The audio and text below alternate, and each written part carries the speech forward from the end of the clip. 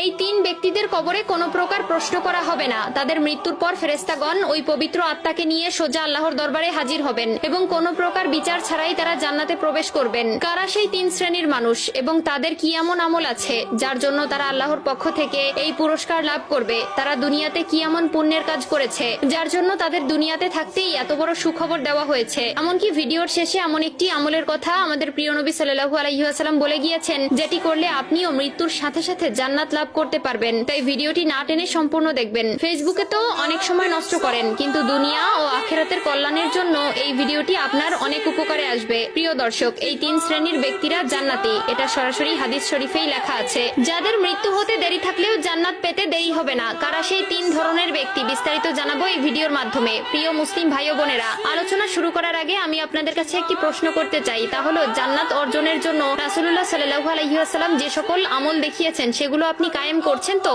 যদি করে থাকেন এবং প্রিয় নবীকে অন্তর থেকে ভালোবেসে থাকেন তাহলে কমেন্টে আলহামদুলিল্লাহ লিখে যাবেন। আর যদি শুরু করবেন ভেবে থাকেন তাহলে ইনশাআল্লাহ লিখে যাবেন। ভিডিওটি শেয়ার করার মাধ্যমে অন্য সকল মুসলিম ভাই বোনদের মাঝে ছড়িয়ে দিন। আপনার একটি মাত্র শেয়ারে এই তিন প্রকার জান্নাতি ব্যক্তিদের সম্পর্কে অন্যরাও জানতে পারবে। প্রতিটি মুসলিম ব্যক্তির স্বপ্ন পরকালে জান্নাত লাভ করা। আমরা প্রতিনিয়ত হাজার আমল করে থাকি, কিন্তু কেমন হবে যদি জান্নাত আপনার জন্য অপেক্ষা করে? আপনি যখনই মৃত্যুবরণ করবেন সাথে সাথে জান্নাতের দিকে অগ্রসর হবেন। শুনে আশ্চর্য হচ্ছেন? হ্যাঁ, এমনই তিন ধরনের ব্যক্তি আছে, যাদের মধ্যে প্রথম কাতারের ব্যক্তিবর্গরা হচ্ছেন যারা শহীদ হয়েছেন। এখানে শহীদ বলতে উল্লেখ করে তাদেরকেই বোঝানো হয়েছে যারা দ্বীন ইসলাম প্রচার ও তার রক্ষায় সশস্ত্র কাফেরদের হাতে নিহত হয়েছেন। তবে মহানবী সাল্লাল্লাহু আলাইহি ওয়াসাল্লাম এই এক শ্রেণীর লোক ব্যতীত আরো কিছু মানুষদেরকে শহীদের খেতাব দিয়েছেন, যারা মূলত দুর্ঘটনায় মৃত্যুবরণ করেছেন। তবে